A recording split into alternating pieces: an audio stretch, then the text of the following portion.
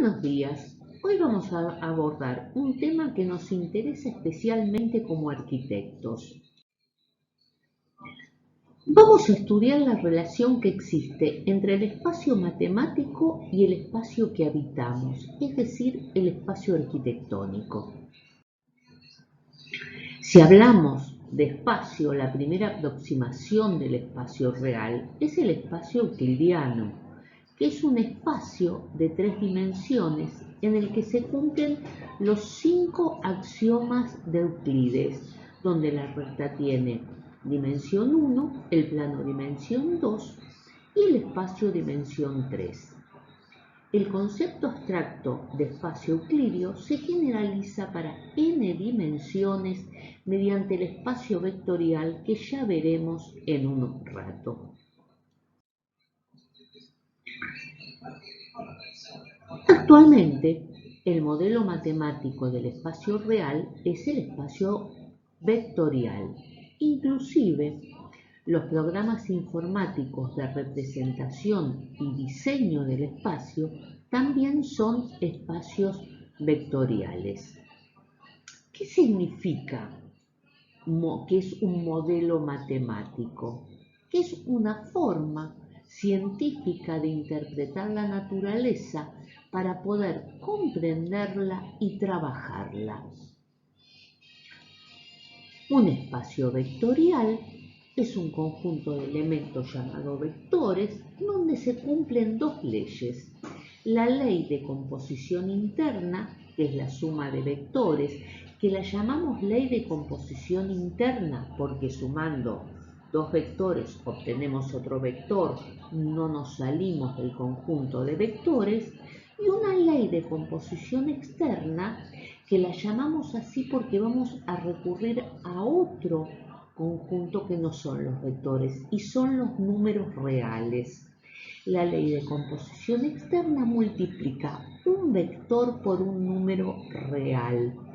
Y un número real se llama escalar, por eso van a encontrar en las distintas bibliografías que ley de composición externa la llaman producto por escalares, de un vector por un escalar.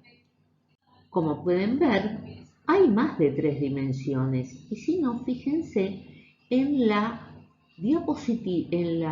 figura de la izquierda. Tenemos más de 3 dimensiones, mientras que en el cubo todo se soluciona con 3 dimensiones.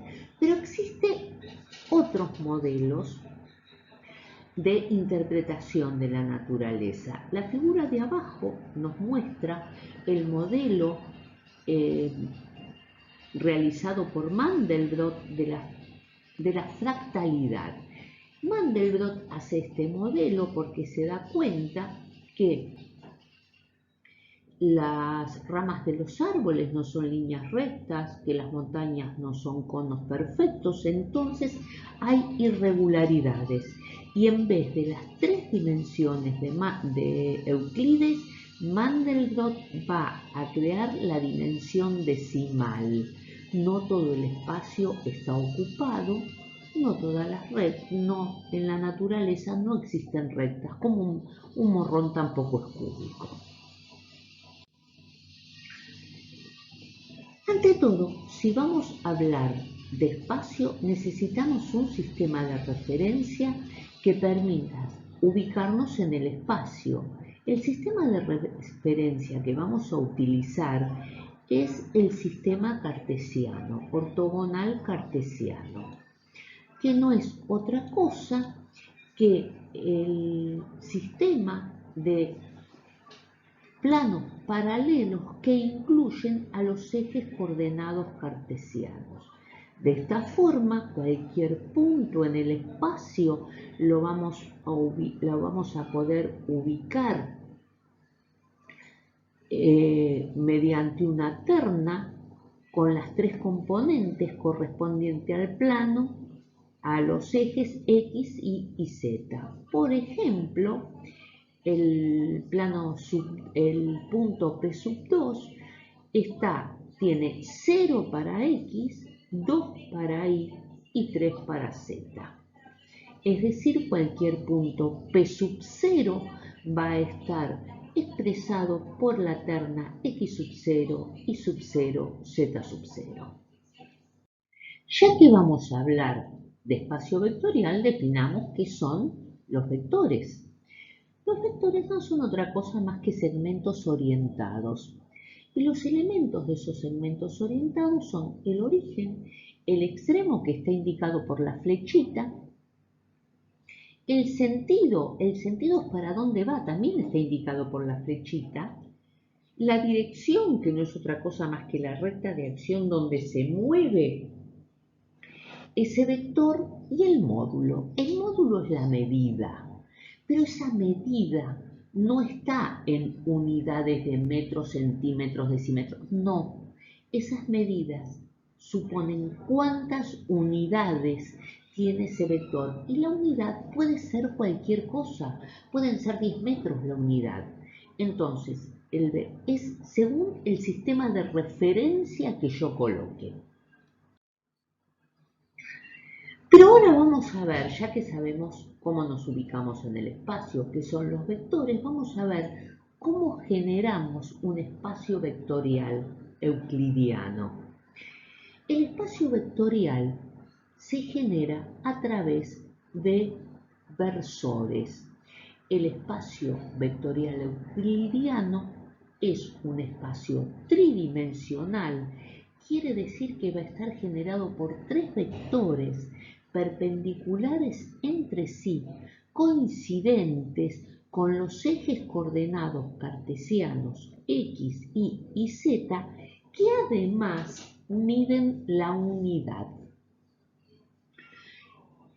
Ustedes fíjense que acá tengo los vectores I, J y K, cada uno correspondiente a un eje distinto, y esta es la designación que se le da, donde I es 1 para X y 0, 0 para Y y Z, porque precisamente está sobre X. J va a ser 0, 1, 0 porque está sobre Y, mientras que K va a ser 0, 0, 1 porque está sobre Z. Estos tres vectores, que son los que me generan todo el espacio vectorial tridimensional, se llama base canónica del espacio. Si yo tendría un espacio de base 4 donde incluyo el tiempo, entonces tendría que tener 4 vectores perpendiculares entre sí.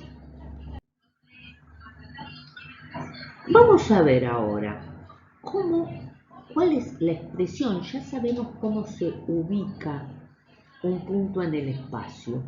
Y vamos a ver cuál es la expresión de un vector en el espacio.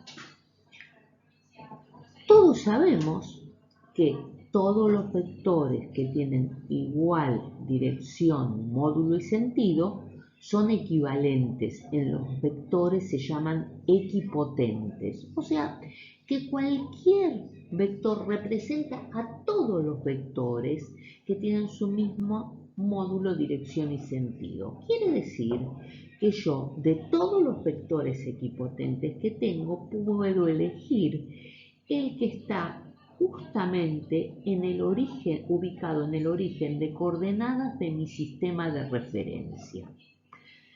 Al estar el origen en el punto 0, 0, puedo designar el origen al vector nada más que con el punto del extremo.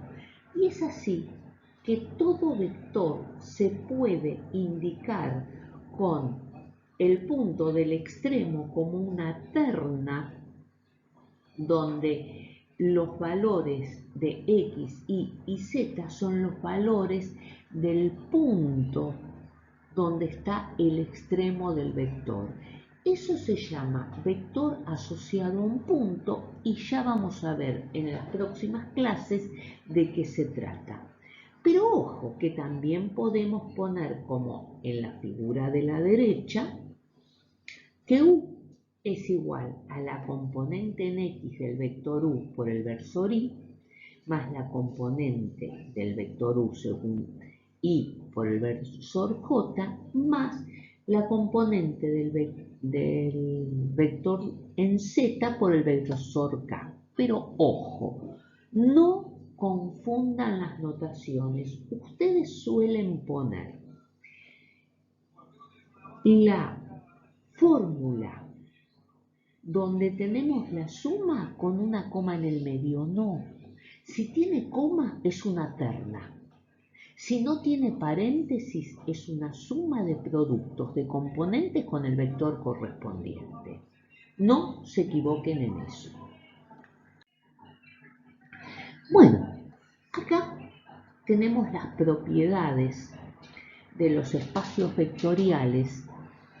A la izquierda tenemos las propiedades de la ley de composición interna y a la derecha las leyes de composición externa. Veamos primero la ley de composición interna. Como podemos ver, la primera ley es que es conmutativa, no importa el orden en que sumemos los vectores. La segunda ley es la asociativa. Al igual que con los números, nosotros podemos a un vector sumar la suma de los otros dos o sumar los dos primeros y a eso sumarle el tercero. El elemento neutro es el vector nulo, que es un punto. Si a cualquier vector le sumo el elemento neutro, obtengo el mismo vector. Y por último, el vector simétrico, que no es otra cosa que si el vector que tiene la misma dirección, el mismo módulo, pero distinto sentido. Quiere decir que si yo sumo un vector, otro vector que tenga su mismo módulo, dirección, pero distinto sentido, voy a obtener el vector nulo.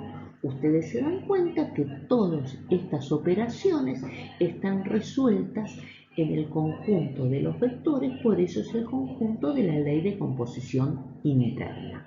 Veamos ahora las leyes de la ley de composición externa, que es un vector por un escalar o un número real. Es bueno que se vayan acostumbrando a utilizar el término escalar. A ver, si yo multiplico un vector por la unidad, obtengo el mismo vector. Si puedo aplicar la distributiva de la multiplicación respecto de la suma de vectores, es decir, que A por U más B es igual a A por U más A por B. Y puedo aplicar la asociativa de una multiplicación de reales por un vector, multiplicando un vector por la multiplicación del otro escalar por ese vector. Y por último tengo la distributiva de la multiplicación de un vector por la suma de reales. Estas son las propiedades de ambas leyes. Bueno, pero veamos qué relación existe entre la arquitectura y estos sistemas de posicionamiento en el espacio. Ustedes ven que por la tipología de los edificios elegidos, no para todos los edificios puedo usar los mismos sistemas de posicionamiento en el espacio. Y si no, fíjense en la primera foto o en esa foto que es como un espiral retorcido.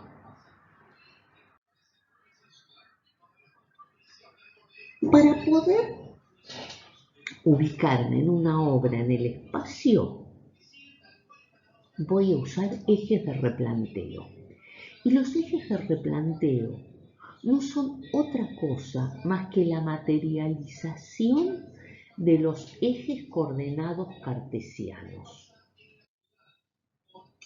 Pero observemos, para cada tipología de construcción voy a tener una tipología de sistemas de posicionamiento en el espacio. Lo que es importante que sepan es que estos sistemas son totalmente arbitrarios y los pone el arquitecto donde les conviene. Nadie le va a decir a ustedes dónde tienen que poner ese sistema de ejes coordenados cartesianos. Lo que sí tienen que saber que va a depender de ese sistema de coordenadas la construcción del edificio mismo. Ahora en un ratito vamos a ver cómo.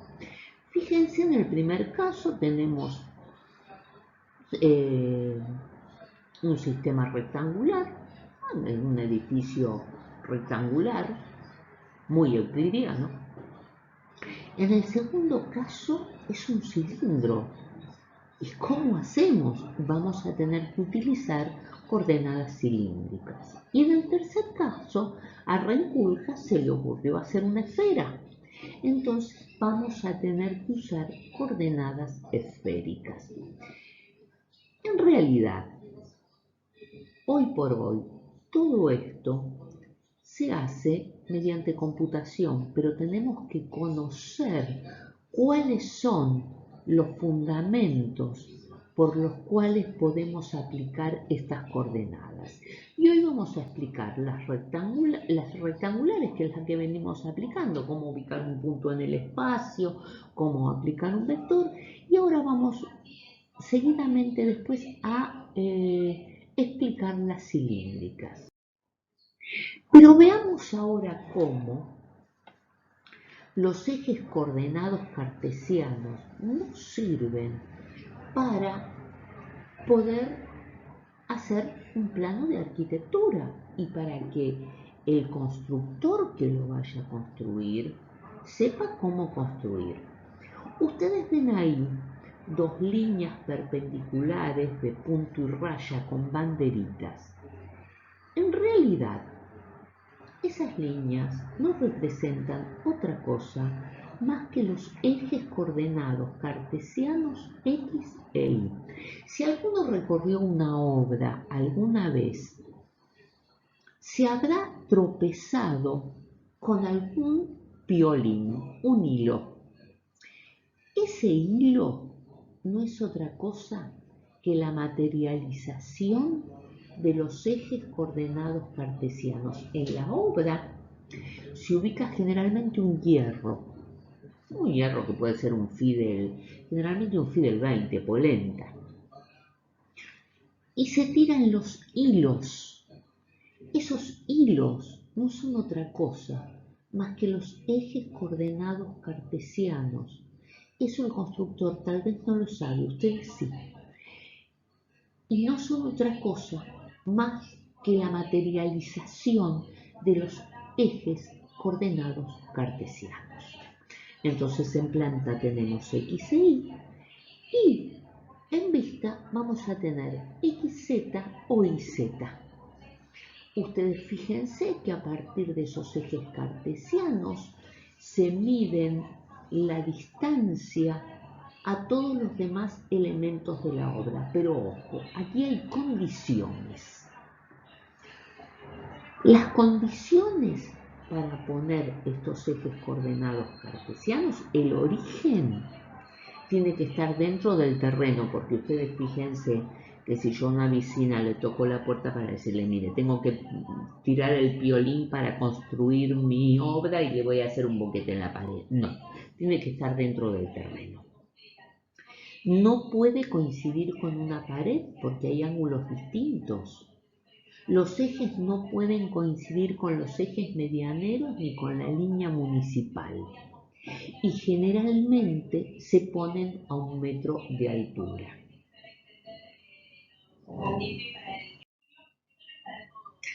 Bueno, ahora vamos a ver un poco como para tener información, y esto les va a servir para escaleras caracol, por ejemplo. O si tienen ganas de hacer un edificio cilíndrico o elíptico, qué sé yo. Entonces, vamos a ver qué son las coordenadas cilíndricas. Para poder determinar las coordenadas cilíndricas, Primero vamos a tener que determinar las coordenadas en planta, que en realidad se llaman coordenadas polares. Entonces, tengo un punto, por ejemplo, un punto de la carpintería, hago su proyección en la planta, dibujo su proyección, después voy a trazar un segmento o la distancia entre el centro de coordenadas hasta el punto y voy a determinar el ángulo que forma ese radio que tracé con el eje de las X. ¿Cómo voy a denominar mi punto? Mi punto lo voy a denominar con el radio y el ángulo que forma ese radio con el eje de las X. Para pasar a coordenadas cilíndricas, lo único que hago es ponerle la altura, porque las coordenadas polares están en el plano, mientras que las cilíndricas en el espacio. Pero para poder determinar las cilíndricas voy a tener que determinar las polares. Aquí tenemos cómo podemos pasar de coordenadas polares a rectangulares o cilíndricas a rectangulares. Van a tener en la práctica, les van a dar 2 ejercicios y van a poder practicar esto. Bueno, espero que les haya servido, que hayan entendido. Lo que no hayan entendido, por favor les pido que pregunten, nunca se queden con una duda. La duda, que puede parecer la más tonta, puede aclararnos a los docentes que no estamos siendo claros cuando explicamos o tenemos un error, qué sé yo. Tengan una buena vida. Chao.